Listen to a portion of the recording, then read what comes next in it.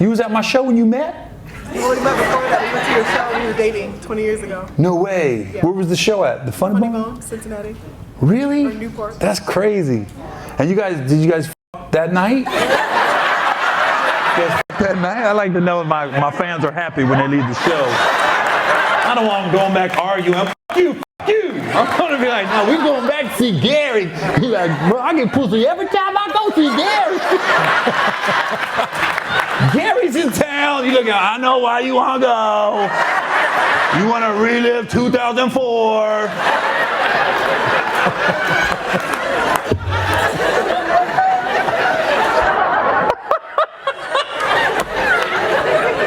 That's always good, man. I'm glad. And you guys live up here now? Yeah. What brought you up here? His job. His job? You work for the university, or? Does he talk? Is he a mute? Because right now he don't give me shit. Just think about that pussy on the way home, man. Like, just say goodnight, Gary. Can't wait till this show's over, bro. I was a little worried at first. I was going to have to start sign language that motherfucker. You good? I used to mess with this deaf girl. I did. I lived in D.C. and she went to Gallaudet University. She was on the volleyball and basketball team. She was a beast. She had a fucking ass body, but she was deaf.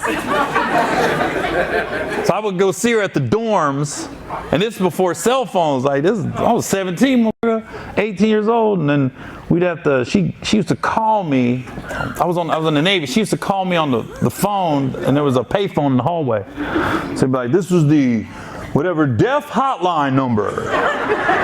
There's so-and-so wants to speak to Gary." And so I got on there. So everything I said, the lady, I could hear her typing, and she would read it back to me. But it was fucked up when she called because I'd say something like, "Yeah, you crazy." And then the lady would be like, "Ha, ha, ha, your turn." It's like, what the f***? You fucking up the joke.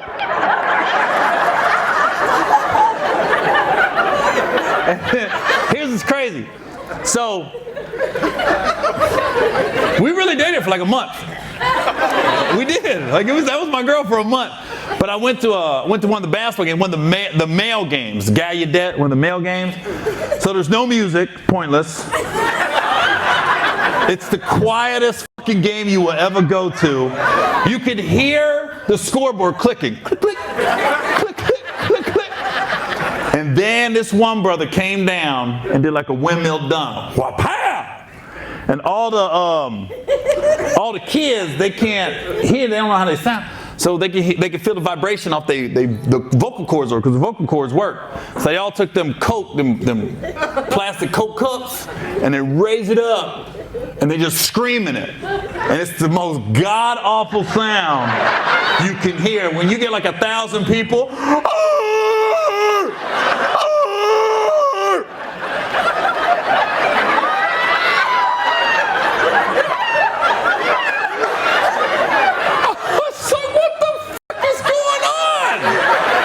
warn a motherfucker. You can't just be sitting in silence and then 1,000 people take a cup.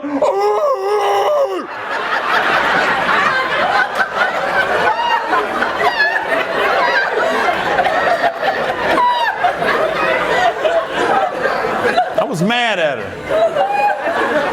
Because I looked at her, I said, "You ain't never made that sound when I've been with you. I've had you bent over your bed. You ain't never made the sound. I've been whispering." I never knew why I got quiet when I had sex with her in the dorm. Like, because nobody could hear me. I could have been loud as f***. You like that gap? I did good, ain't it? Nobody could hear.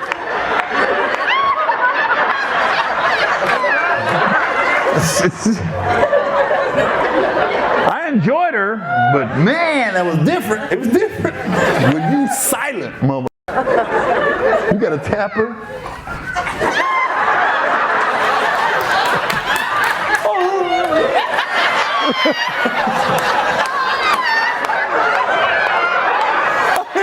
I still enjoyed it, but it was different. I ain't gonna lie. You gotta tap her for everything.